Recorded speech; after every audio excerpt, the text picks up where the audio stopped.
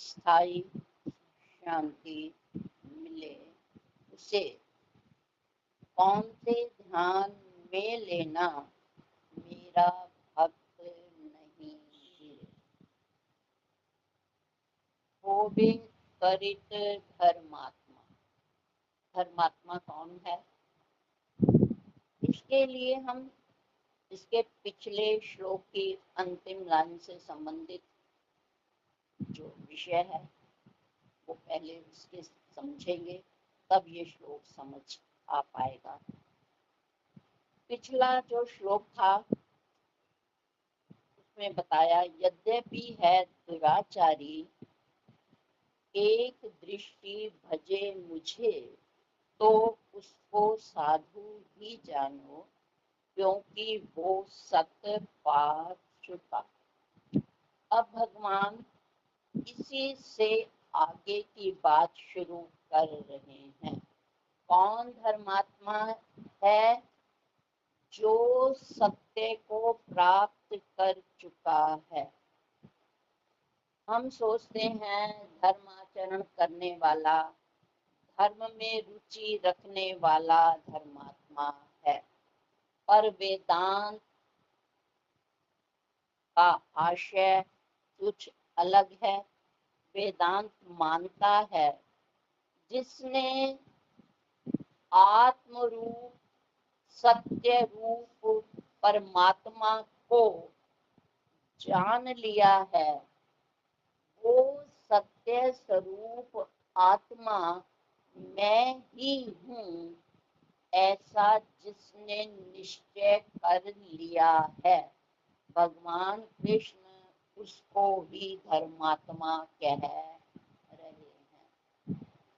पूजा पाठ करना, मंदिर जाना, धर्माचरण करना, ये धर्म के बाह्य रूप हैं, पर वास्तव में धर्म क्या है? धर्म है जो वास्तव में सत्य से जुड़ा है, वही धर्मात्मा है। उन्होंने कहा, जैसे ही हे अर्जुन, जैसे ही व्यक्ति धर्म का स्वरूप वास्तव में है, अपनी आत्मा में प्रतिष्ठित हो जाना, यही धर्म के 10 लक्षणों में से पहला लक्षण है कि सत्य स्वरूप आत्मा मैं ही हूँ। तो उन्होंने कहा, जब जो धर्मात्मा है वो जैसे ही धर्मात्मा बनता है, अपने को समझता है, तुरंत उसको स्थायी शांति मिलती है। उसको ही स्थायी शांति मिलती है। अब यदि हम धर्म पर चलने वालों को कहें कि जो मंदिर जाता है, जो मानवीय गुणों से भरा है, जो पूजा करता है, पाठ करता है, उसे स्थायी शांति मिलती है? उसे स्थायी शांति नहीं मिलती।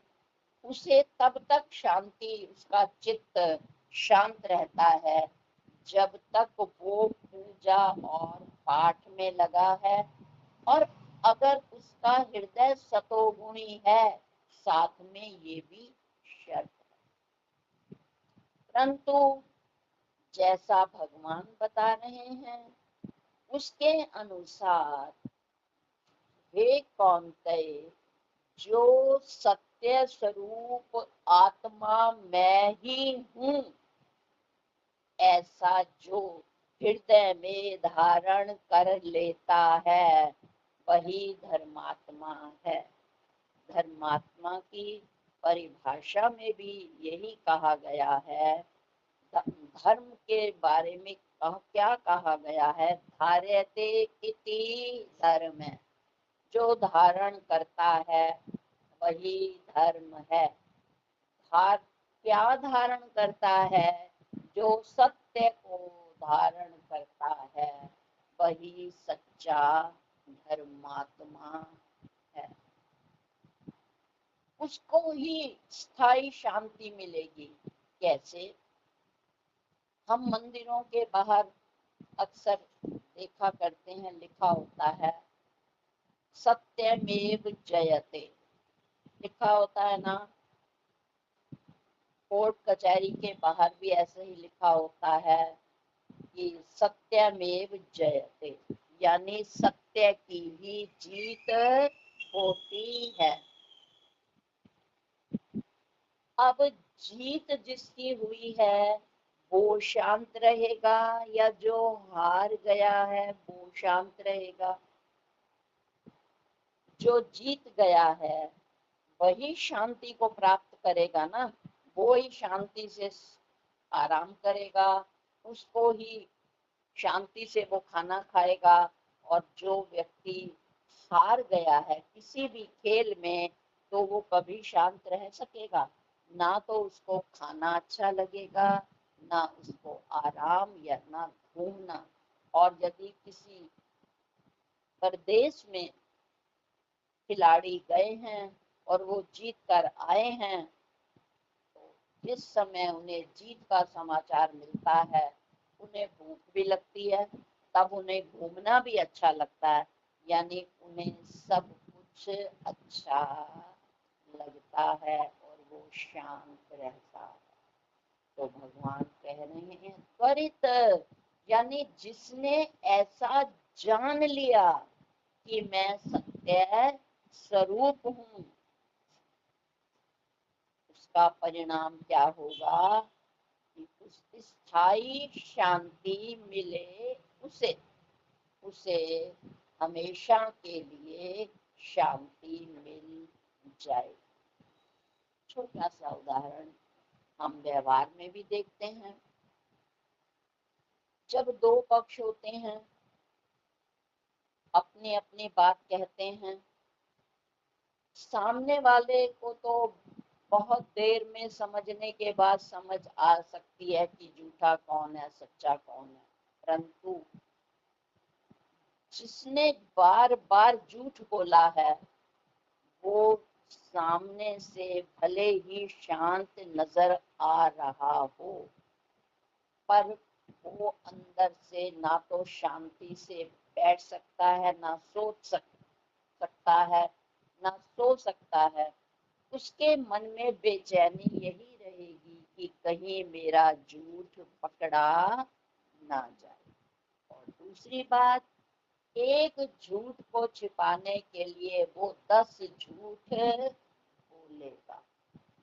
पर जो सच्चा आदमी है, कहते हैं सच्चा आदमी परेशान तो हो सकता है पर कभी पराजित नहीं होता। इसलिए कहा है कि सत्य मेव जयते। तो भगवान इस श्लोक में हमें क्या सिखाना चाह रहे हैं कि यदि आप शांत रहना चाहते हो तो धर्मात्मा में स्थिति हो। तो धर्मात्मा का मतलब धार्मिक क्रियाएं नहीं, सत्य में प्रतिष्ठित रहो हमेशा। और जब आप अपने सत्य स्वरूप में प्रतिष्ठित रहेंगे तो आप सदा ही शांति में रहेंगे।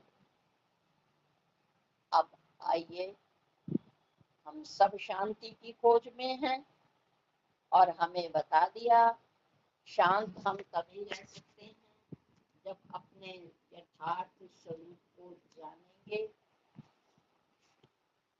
अब हमें उसके लिए करना क्या पड़ेगा कि हम यथार्थ को जाने? अनेकानेक बार, अनेक अनेक उदाहरणों से, अलग अलग शब्दों के द्वारा भगवान इस अध्याय में हमें यही बताना चाहते हैं कि यदि मोक्ष चाहते हो, आनंद चाहते हो और शांति में रहना चाहते हो तो आपको मुझसे जुड़ना ही होगा। आज एक नए विषय के साथ वो बता रहे हैं कि यदि आप मुझसे जुड़ना चाहते हो तो मेरा स्वरूप क्या है, सच्चिदानंद स्वरूप हूँ मैं क्या हूँ, सच्चिद आनंद रूप हूँ। तो आपको अपना चित्त सत्य से जोड़ना ही होगा, और जब अपना आप मन अपना चित्त सत्य से जोड़े रहेंगे, और सत्य स्वरूप कौन है, परमात्मा, तो निश्चय ही आप शांति में रहेंगे। अब प्रश्न ये है कि हम सत्य से कैसे जुड़ेंगे। सत्य से जुड़ना आसान नहीं है, पर फिर भी संत भगवंत हमें समझा रहे हैं। सुनिएगा क्या कह रहे हैं भगवान। वो कहते हैं सबसे पहली बात है किसी गुरु की शरण में आओ। दूसरा, उस पर दृढ़ विश्वास करो कि जो भी कुछ मिलेगा, जिसको मैंने वर्ण किया है, वो अवश्य ही मुझे वो देगा जिसकी खोज में मैं आया हूँ। पर उससे पहले एक सावधानी जिज्ञासु को भी रखनी होगी। कहते हैं ना कि पानी पियो छान कर और गुरु बनाओ जान कर। वैसे तो हमें जानने की जरूरत नहीं है, अगर हमारे में इतनी जिज्ञासा और योग्यता है तो कहा चिदानंद घन विश्व में व्याप रहो सब और, सो प्रभु मूरत रूप धर प्रकट भयो नहीं और। यदि हम जिज्ञासा और प्रार्थना, तड़फ, ये सब कुछ रखेंगे ना, हमें गुरु ढूंढने की जरूरत पड़ेगी नहीं। वो हमारी अंतर्यामी प्रभु हमारी पुकार को सुन करके हमें उनसे मिला ही देगा। अब हमें मिल गए, परंतु कब मिले, प्रार्थना, जिज्ञासा और तड़प। आज तो बहुत सारी चीजों पर चलना होगा, ये श्लोक हमें बता रहा है। ऐसे वैसे हम सत्य स्वरूप को नहीं जान पाएंगे। अब पहली बात क्या कह रहे हैं भगवान, कहते हैं यदि स्थायी शांति चाहते हो तो पहले सत्य स्वरूप से जुड़ना पड़ेगा। और सत्य स्वरूप का ज्ञान, सत्य का ज्ञान, यूं कहिए यथार्थ का ज्ञान कौन कराएंगे, गुरुदेव। ठीक है, तो पहली बात गुरु की शरण में जाना पड़ेगा। अब दूसरा क्या, दृढ़ विश्वास, क्योंकि कहा गया है दृढ़ आत्मा विजयन्ते संशय आत्मा विनश्य। तो दृढ़ता लानी पड़ेगी कि मुझे अगर प्रभु ने, मुझे अगर भगवंत ने संत मिला दिए हैं तो मेरी जो जिज्ञासा है इन्हीं के श्री चरणों में पूरी होगी। ये दृढ़ता का भाव रखें। और तीसरी बात क्या है कि जो वो तुझे ज्ञान देंगे वो टिक सके, उसके लिए क्या करना होगा, चित्त को खाली करना पड़ेगा, संकल्प रहित बनाना होगा, अंतःकरण को विकार रहित बनाना होगा। इन तीन बातों के लिए एक ही उदाहरण दूंगी और आपको समझ आ जाएगा कि सबसे पहली बात है कि हमें प्यास लगी। हमें प्यास लगी, हम किसी कुएं के पास जा रहे हैं, मन में विश्वास लेकर कि इस कुएं में हमें पानी मिलेगा और इस कुएं का पानी मेरी प्यास बुझाएगा। तो पहले प्यास होगी, फिर हम कुएं के पास जाएंगे। सामान्य सी बात कहते हैं, कुआं चलकर प्यासे के पास नहीं जाएगा, प्यासे को ही कुएं के पास जाना होगा। तो दूसरी बात कि हम शरण में जाएं, कुएं के पास जाएं, फिर विश्वास है कि ठंडा पानी होगा। अगर शंका आ गई कहीं गंदा ना हो, कहीं इसमें कुछ इतर चीज ना हो, और यदि ऐसी शंका करेंगे तो हम शंकित हृदय के साथ अपनी प्यास नहीं बुझा पाएंगे।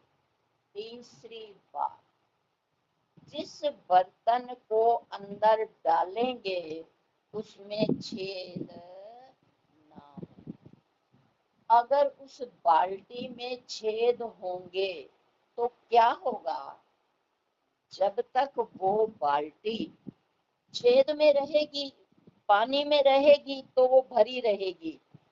छेद वाली बाल्टी जब तक कुएं में रहेगी वो पानी से भरी दिखेगी, पर जैसे जैसे हम उसको बाहर निकालेंगे सारा पानी छेदों के द्वारा बह जाएगा। हमारी उससे उतनी तृप्ति नहीं हो पाएगी जितनी होनी चाहिए, यानी हमें पर्याप्त पानी नहीं मिल पाएगा। क्यों? क्योंकि वो बाल्टी विकार से भरी है, उसमें बहुत से छेद हैं। ठीक है, तो वो कह रहे हैं यदि आपको सत्य जानना है तो सबसे पहले किसी तत्ववेता गुरु की शरण में जिज्ञासा लेकर जाइए। दूसरा, फिर उनके प्रति दृढ़ विश्वास रखिए, यहाँ नहीं तो फिर कहीं भी नहीं। और तीसरा, दोनों चीजें तो हो गई, पर अंतःकरण में ही विकार भरे हैं, तो वो अंतःकरण जब तक सत्संग में बैठा रहेगा तब तक उसको संतुष्टि होगी, उसको अच्छा भी लगेगा, मुझे सब समझ आ गया ऐसा भी प्रतीत होगा। पर जैसे ही बाहर हम आए, कुएं से अलग हुई बाल्टी, सारा पानी छेदों के द्वारा बाहर निकल जाएगा। इसी प्रकार यदि हमारे चित्त में द्वंद हैं, राग द्वेष अभिनिवेश लोभ मोह ममता के विकार हैं, और सबसे बड़ी बात संकल्प शून्य हृदय नहीं है, तब तक गुरु द्वारा दिया ज्ञान ना काम आ रहा है ना काम आएगा। तो अभी जो बताया गया है साथ के साथ विचार करिए, हे मन तेरे में इनमें से कितनी बातें हैं। साथ साथ में विचार कर सकते हैं। अगर हम सत्य के पिपासु हैं तो, और केवल सुनने की आदत पड़ गई है तो सुनते जाइए, बाल्टी भरते जाइए, कुएं में से पानी बहता रहेगा, प्यास तो नहीं बुझाएगा, कीचड़ और कर देगा और कपड़ों को और गीला कर देगा। तो पहली लाइन में उन्होंने कहा जो व्यक्ति सत्य का जिज्ञासु पिपासु होता है और सत्य स्वरूप मैं ही हूँ ऐसा जानता है, ऐसा अपने चित्त में धारणा बना लेता है कि वो सत्य स्वरूप मैं हूँ, ऐसा जो मैंने धारण करता है वही धर्मात्मा है। और ऐसे व्यक्ति को तुरंत शांति मिलती है। पर सत्य कैसे प्राप्त होगा इसके लिए संत समझा रहे हैं, हमारे गुरुदेव बुद्धि में अवतरित होकर बता रहे हैं कि पहले गुरु की शरण में जाना होगा, फिर दृढ़ता रखनी होगी, और तीसरा जब तक चित्त में विकार होंगे, और विकार हैं तब ही संकल्प उठते हैं। यदि चित्त में विकार ना हो तो संकल्प व्यर्थ के उठ ही नहीं सकते। मोह, ममता, लोभ, ईर्ष्या, द्वेष कितने विकार हैं भैया। पहले तो हम स्वीकार करें कि हम में कितने विकार हैं। जब तक चित्त अपने विकारों को स्वीकार ही नहीं करेगा, इनकार करता रहेगा, ऐसी बात नहीं है, तो फिर वो वाली बात ऐसी बात नहीं है, तो असली बात वो जान ही नहीं सकेगा। वो स्वीकार करे ये मन कि हाँ मेरे में ये विकार हैं, फिर दृढ़ता लाए कि मैं इसे कोशिश करूंगा, और जैसे जैसे ये विकार रहित चित्त होता जाएगा वैसे वैसे विचार चलेंगे। विकार के साथ कभी भी विचार चल ही नहीं सकता। अब आइए अगली पंक्ति में भगवान क्या कह रहे हैं। अगली पंक्ति में भगवान कह रहे हैं कि कौन ते ध्यान में लेना मेरा भक्त नहीं गिरे। तो वो फल भी बता रहे हैं। वो कहते हैं कि जो ऐसा निश्चय कर लेता है वो छोटी मोटी परिस्थितियों से, छोटे मोटे विकारों से और छोटी मोटी बातों से कभी भी उसका चित्त गिरता नहीं है। किसका? जो भक्त होता है। अब वो ध्यान शब्द लगा रहे हैं, वो केवल अर्जुन के लिए नहीं लगा रहे, वो हमारे लिए भी लगा रहे हैं। तो कहते हैं इतना ध्यान में लेना कौन थे। तो आइए हम भी अर्जुन की तरह ज्ञान के पिपासु हों, ध्यान दें भगवान क्या कह रहे हैं कि मेरा भक्त कभी गिरता नहीं है। तो हम भक्त हैं कि नहीं, अब इस पर विचार करें कि भक्त के लक्षण क्या हैं। हम इस कोटि में आते भी हैं भक्त की कोटि में कि नहीं आते। अगर नहीं आते तो बनने की कोशिश करें। क्या पहला क्या है, ये जो अब आप सुनेंगे ये आपने बहुत बार सुन चुके हैं आप लोग, फिर भी वो कहते हैं ये भक्त के लक्षण है। क्या? राजी हैं हम उसी में जिसमें तेरी रजा। कहते हैं भक्त वो है जो मेरी चाह में अपनी चाह मिला देता है। बहुत एक सर्वमान्य सा भजन है, हम सब गाते हैं। जहाँ ले चलोगे वहीं मैं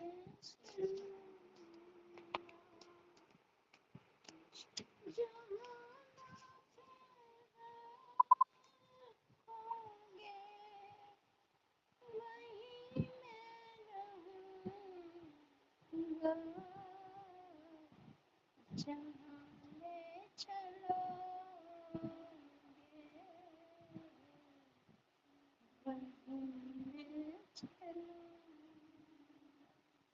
बच्चा माँ की उंगली पकड़े है, वो ना पूछ रहा है, छोटा बच्चा, ना उसका कोई आग्रह है, ना कहीं उसकी मर्जी है, गोदी में बच्चा है, माँ जहाँ चाह रही है बच्चा माँ के साथ वहीं जा रहा है।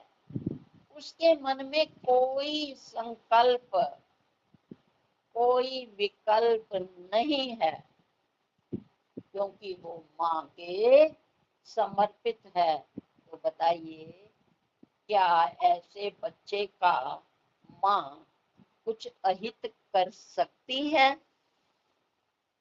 और जब सियाना बच्चा हो जाता है, मम्मी मुझे यहाँ नहीं जाना, मुझे इस गली से नहीं जाना, यहाँ कुत्ता है, मुझे डर लगता है, तो आप दृश्य याद करिए, माँ उसका हाथ पकड़कर खींचती है और वो पीछे पीछे घसीटता हुआ चलता है। क्यों? क्योंकि वो पूर्ण समर्पित नहीं है, उसका आग्रह है मुझे इस गली से नहीं जाना। और माँ समझती है दूसरा रास्ता लंबा और दूर है, ये थक जाएगा, पर बच्चा ये बात नहीं समझ रहा, तो माँ को मजबूरन उसे फिर घसीटना ही पड़ता है।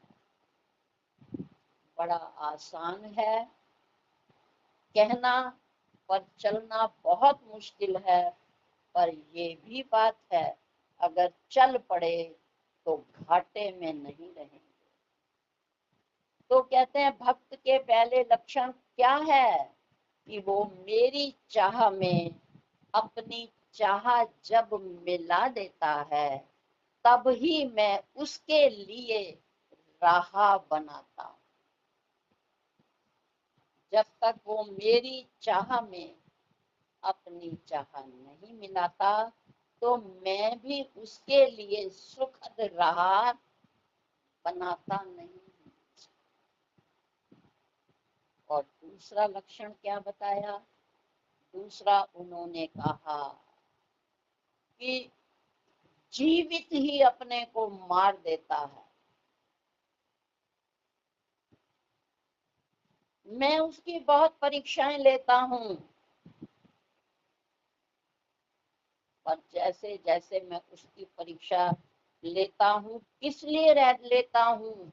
ये जो थोड़ी थोड़ी देर में मैं उठती है ना, जब तक मैं इसकी मैं को मार नहीं देता, तब तक मैं इसे अपनाता नहीं हूँ। तभी हमेशा हम सुनते हैं कि सिर धर तली गली मेरी आओ, जे तेनु पिया मिलन दा जाओ। जीवित ही उसे मर जाना होगा।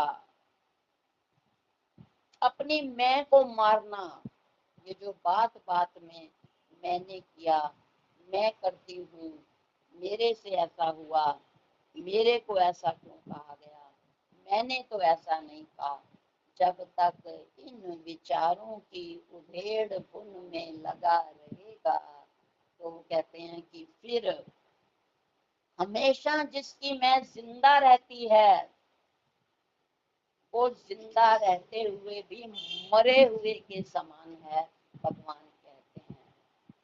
और जब उसकी मैं मर जाती है, तो उसकी चेतना जागृत हो जाती है। तो तभी वो कह रहे हैं कि ये राह ऐसी है, भक्त को जिंदा रहते हुए भी उसको मरना पड़ता है, क्योंकि ये व्यक्ति कभी किसी के आगे झुकने वाला नहीं है, और जब तक ये छूटता नहीं है मैं इसे अपनाता। आज्ञा दी गुरुदेव ने अमरनाथ जी को चबूतरा बनाने की। उन्होंने चबूतरा बनाया। संध्या हुई, गुरुदेव निरीक्षण करने के लिए आए। अमरदास जी हाथ जोड़कर खड़े हैं और उन्होंने नकारात्मक से हिलाया, चबूतरा ठीक नहीं बना। उन्होंने कहा ठीक है गुरुदेव, सुबह फिर प्रयास करूंगा। अगले दिन फिर बहुत सोच समझ कर नाप कर सधे हाथों से चबूतरा बनाया गया। चित्त धड़क रहा है, परेशान हो रहा है, आज भी गुरुदेव को ये चबूतरा पसंद आएगा या नहीं आएगा। फिर शाम हुई, गुरुदेव आए, नकारात्मक सिर हिलाया, निराश नहीं हुए। उन्होंने कहा गुरुदेव कोई बात नहीं, फिर प्रयास करेंगे। सबके घट अंतर की जानत, वो जान रहे हैं। अभी पहले दिन इसकी मैं को बहुत चोट लगी थी, दूसरे दिन कुछ परसेंट चोट कम हुई। करते करते जब 8-10 दिन हो गए और उनका मन जो पहले दिन बहुत ऊंचा उछल रहा था, उन्होंने कहा जब मन की छलांग होती है ना, मन जब तक छलांगे मारता रहेगा, मैं उस व्यक्ति को प्राप्त कभी हो ही नहीं सकता। जब तक मन की छलांगे खत्म नहीं होंगी, तब तक मैं उसको प्राप्त नहीं होता। और जब जितने भी होंगे 10-15 दिन बाद, जब गुरुदेव ने हाँ की,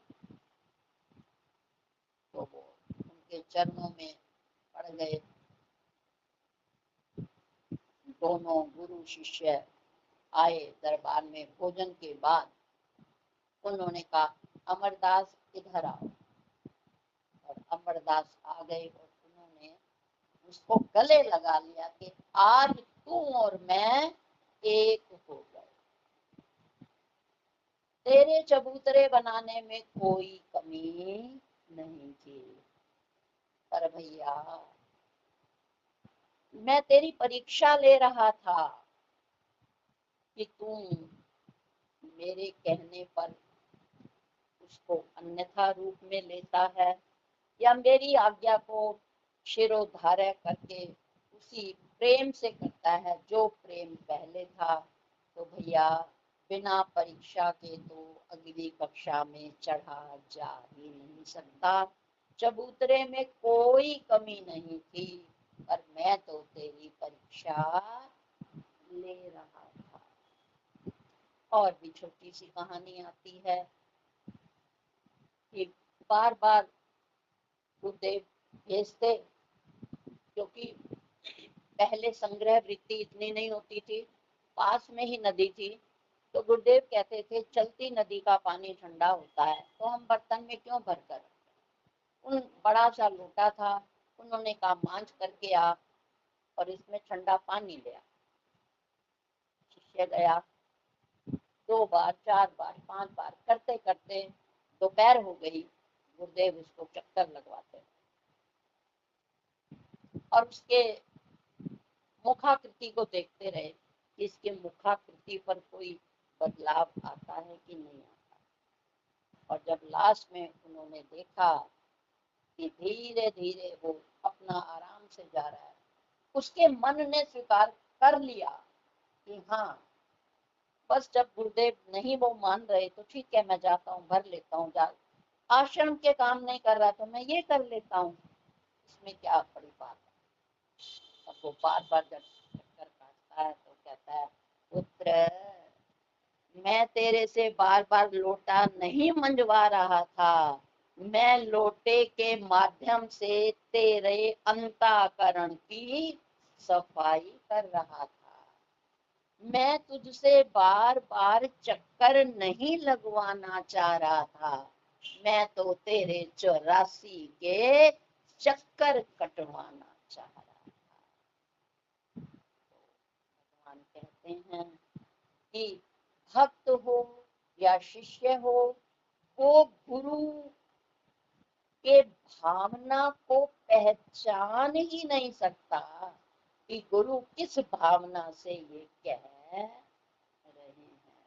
और यदि ये मन स्वीकार कर लेता है तो फिर वो कहते हैं कि अरे मरना तो है, पल पल हम दुनिया के सामने मर ही रहे हैं ना। कितनी बार अपमान हमारे पति कर देते हैं, बच्चे हमारा कितनी बार अपमान कर देते हैं, ऐसे ऐसे व्यक्ति हमारा अपमान कर देते हैं जिन्हें वो हक प्राप्त नहीं है, फिर भी हम उनका अपमान सहते हैं ना, सहते हैं। फिर अगले दिन वही काम करने लगते हैं कि नहीं। तो अगर यहाँ गुरुदेव कहते हैं एक बार मर जा, कहते हो ना ससुराल में, मम्मी बस मैं तो ना वहां मन मार के पड़ी हूं तो मेरा गुजारा चल रहा है, आपको मैंने बताया नहीं है। आप कह रहे हो ना बहुत अच्छा है, सब कुछ अच्छा है, सब ठीक है, तब तक मैं अच्छी हूँ जब तक मैं तो वहां अपने मन को मार कर वहां सबकी सेवा कर रही हूँ, वरना कोई मुझे वहां कुछ नहीं समझता। अरे इस मन को समझा लो, कितनों ने अपमान करना मारना ही है। एक बार गांडीव की बात हुई थी, अर्जुन ने कहा था जो मेरे गांडीव की निंदा करेगा मैं उसको छोड़ूंगा नहीं, मैं मार दूंगा, ये मेरा वचन। और एक बार बात बात में भगवान कृष्ण भी बैठे थे और भाई भी बैठे थे, तो इस तरह से कोई प्रसंग आ गया तो युधिष्ठिर बड़े भाई थे, उन्होंने कह दिया क्यों अर्जुन, तब तेरा गांडीव कहाँ गया था, जिस गांडीव की तो इतनी प्रशंसा करता है और उस पर अभिमान करता है, उस समय तेरा गांडीव कहाँ गया था। अब अर्जुन चुप। अब भगवान कृष्ण भी बड़ा आनंद लेते हैं, वो कहते हैं अर्जुन तूने एक बार कहा था जो मेरे गांडीव की निंदा करेगा मैं उसे मार दूंगा, तो अब ये क्या हुआ। तो भाई युधिष्ठिर ने ऐसा कर दिया, अब वो बड़ा परेशान। अब युधिष्ठिर का कोई बात नहीं, मेरे छोटे भाई का वचन व्यर्थ नहीं जाना चाहिए, तुम मुझे मार दो। अब अर्जुन कहते हैं ये मर्यादा नहीं है कि मैं अपने बड़े भाई को मार दूं। युधिष्ठिर भी कहते हैं कि भाई ये भी तो मर्यादा नहीं है ना, तुम झूठे कहलाओगे। अब वो दोनों भाई आपस में एक दूसरे को कह रहे हैं और इतने में भगवान कृष्ण मुस्कुराकर कहते हैं शांत रहिए, मैं आपको युक्ति बताता हूँ। कहते हैं क्या, कहते हैं अगर छोटा उम्र में छोटा व्यक्ति बड़े को अगर तू कह दे, तू कहकर उसका अपमान कर दे, तो समझो वो मरे हुए के समान है। तो तुम ऐसा कह दो अर्जुन, तुम्हारी भी बात रह जाएगी और बड़े भाई के प्राण भी बच जाएंगे। तब उन्होंने कहा था कि तूने मेरे गांडीव की निंदा कैसे की। उन्होंने कहा बस काम हो गया। तो अपमान करना मृत मृतक के समान होता है। इसलिए यदि संत महापुरुष गुरु कभी हमारा अपमान करते हैं तो उसका मतलब ये नहीं कि वो हमारे शरीर का अपमान कर रहे हैं, उसका मतलब है कि वो मेरी मैं को समाप्त करना चाहते हैं। तो वो दूसरे भक्त के लक्षण में वो कह रहे हैं, भक्त का दूसरा लक्षण क्या है कि वो जीवित रहते हुए भी जो मरे हुए के समान है, उसके द्वारा शरीर से हर क्रिया हो रही है, परंतु संसार की तरफ से वो मरा हुआ है और परमार्थ की तरफ से वो जब जीवित है। तो भगवान कह रहे हैं, हे अर्जुन, जो व्यक्ति संसार की तरफ से मरा है और अपने परमात्मा मेरी तरफ उसकी वृत्ति रहती है, तो वो मेरा सच्चा भक्त है। जो मुझे ही सब कुछ मानता है, मुझे ही सर्वस्व समझता है, सबके साथ यथा योग्य रिश्ते के अनुसार व्यवहार करता हुआ भी जिसके मन की डोर मेरे साथ बंधी है, वो मेरा सच्चा भक्त है। मेरी नाव चले प्रभु के सहारे, मेरी नाव चले प्रभु के सहारे। उसको यदि सहारा होता है एक भरोसो, एक बल, एक आस विश्वास। तीसरा भक्त का क्या लक्षण है? वो कहते हैं, जीवन के अंधेरे में भी जिसके विश्वास का दिया कभी भी नहीं बुझता, वो मेरा प्रिय भक्त है। जितनी भी जीवन में परिस्थितियां आए, वो मुझसे संबंध नहीं तोड़ता, मुझ पर वो पक्का विश्वास रखता है कि कोई इस मुसीबत में मेरा सहारा बने ना बने, पर प्रभु तो मेरा अवश्य सहारा बनेंगे ही।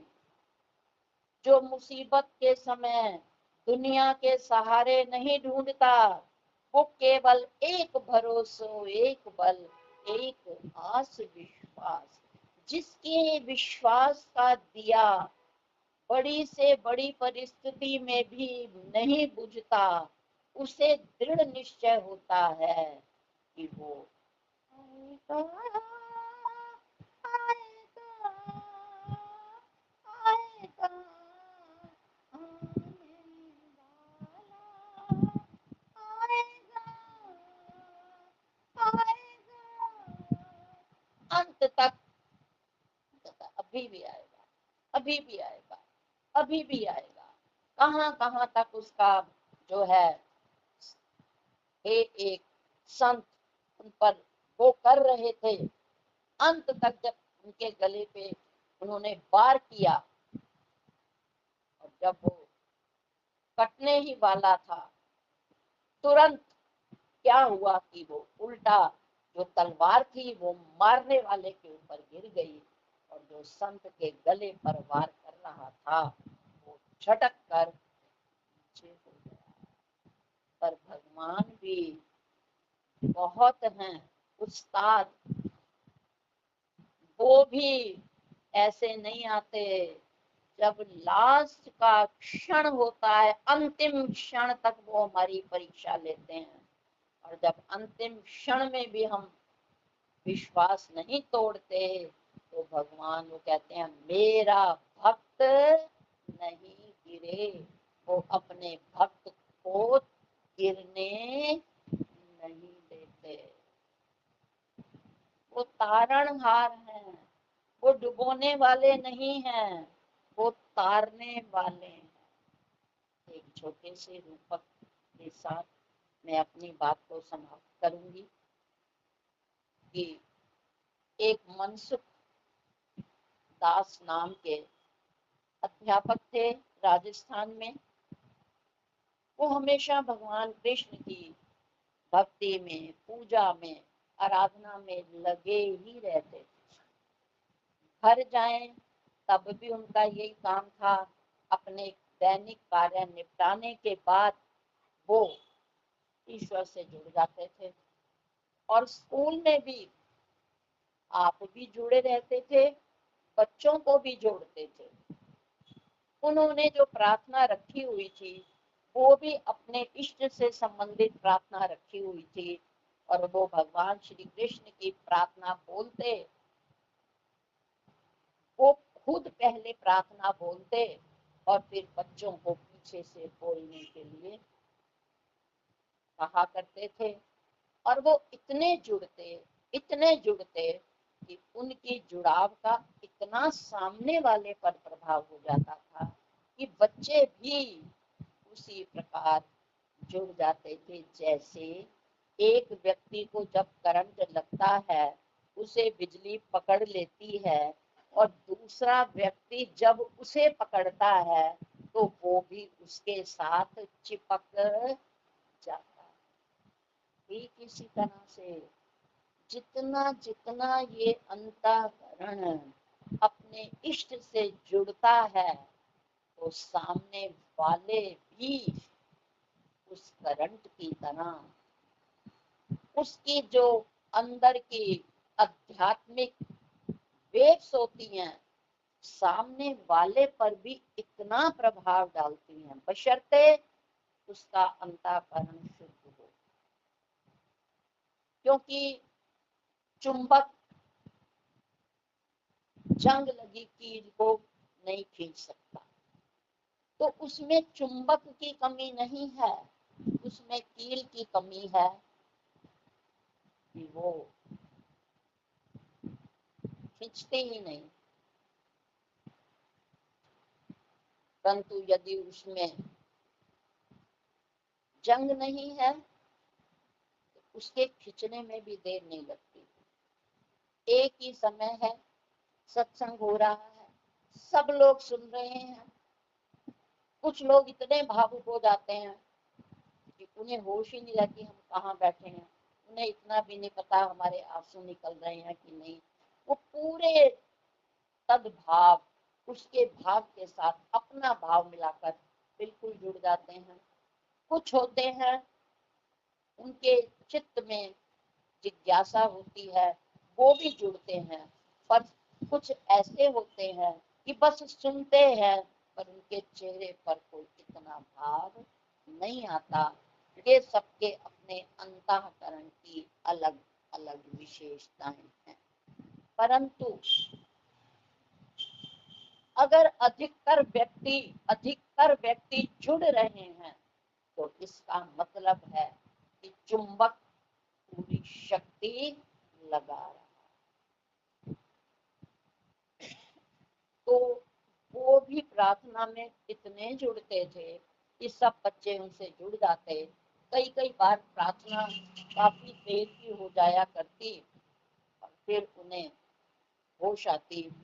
वो मुख्य अध्यापक थे, जो सहायक अध्यापक थे वो ज्यादा कुछ कह नहीं सकते थे, पर आनंद उन्हें भी बहुत आता था।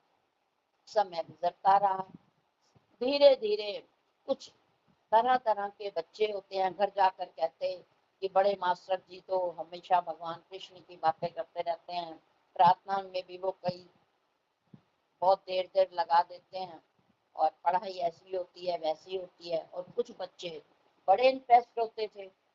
तो सबका अपना अपना अंतःकरण है। धीरे धीरे वहाँ के कुछ थोड़े से ऐसे अभिभावक थे, उन्होंने वहाँ के जो ग्राम पंचायत के मुखिया थे उनसे जाकर कहा कि ऐसे ऐसे जो स्कूल है वहाँ मनसुख जहाँ का प्रिंसिपल है, बस वो प्रार्थना में लगा रहता है, भगवान की कथा कहानियां सुनाता रहता है, ढंग से तो पढ़ाई होती नहीं। अब वह सुना सुनी सब जग कहे, देखी कहे न कोई। ग्राम पंचायत के मुखिया ने भी सोचा, शिकायत लेकर आए हैं, मेरी ड्यूटी बनती है इनकी शिकायत सुनने की। उसने भी 2-4 सुनी शिकायत। उसके बाद उसने शिक्षा अधिकारी को लिख कर भेज दिया कि इस स्कूल में पढ़ाई बहुत अच्छी नहीं होती, जो वहाँ के प्रधानाध्यापक हैं वो मन मर्जी करते हैं। 1-2 बार जब शिकायत पहुंची तो वो आए चेकिंग करने के लिए, और अचानक औचक निरीक्षण करने के लिए आए, और एकदम सुबह सुबह ही आए। प्रार्थना का समय था, वो तन्मय होकर प्रार्थना कर रहे थे प्रधान अध्यापक। हैरानी उसको भी हुई, अधिकारी को, कि प्रधानाध्यापक होकर ये खुद प्रार्थना करा रहा है।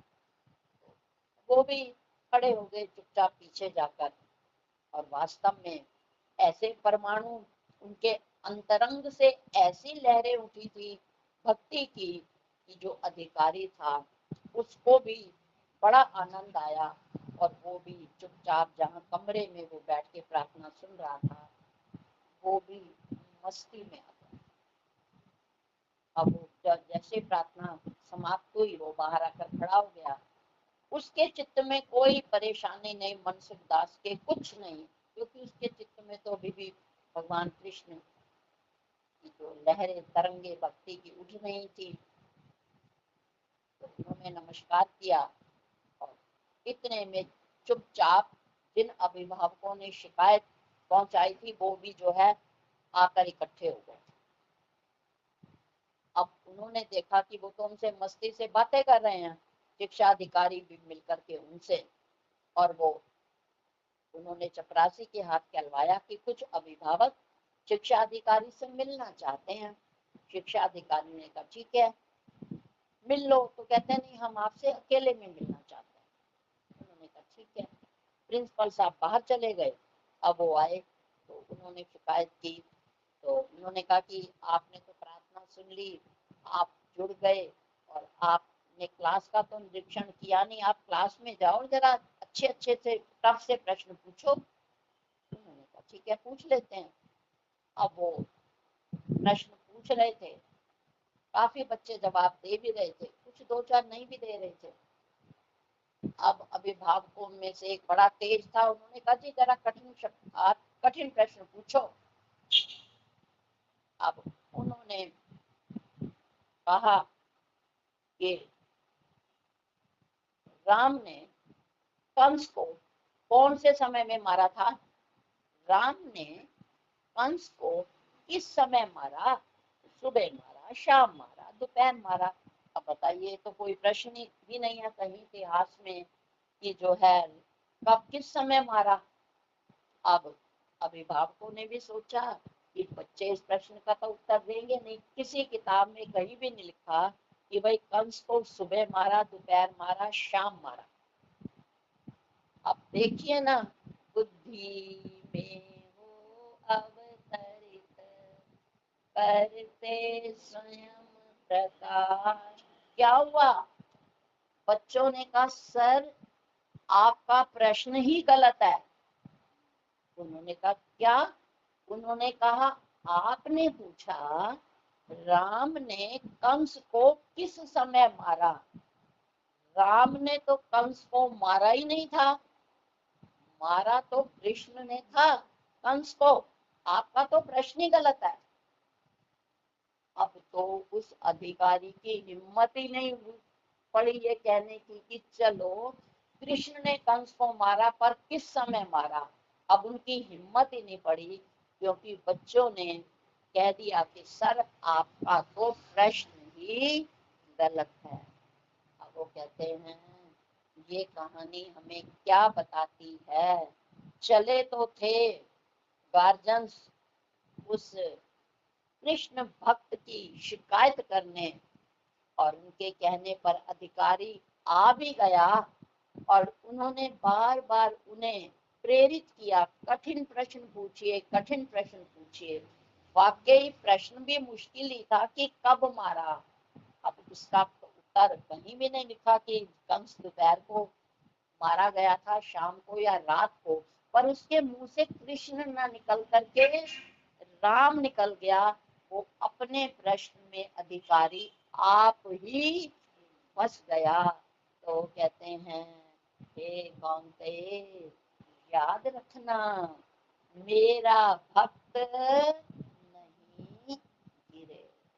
तो यदि आप चाहते हो किसी भी परिस्थिति में हमारा चित्त डामाडोल ना हो, घबराए ना, गिरे ना, और मैं सत्य स्वरूप हूँ ऐसा जान लूं, जिससे मेरा चित्त हमेशा स्थिर शांति में रहे, तो इसके लिए कौन्तेय तुझे ध्यान इन बातों पर देना ही पड़ेगा।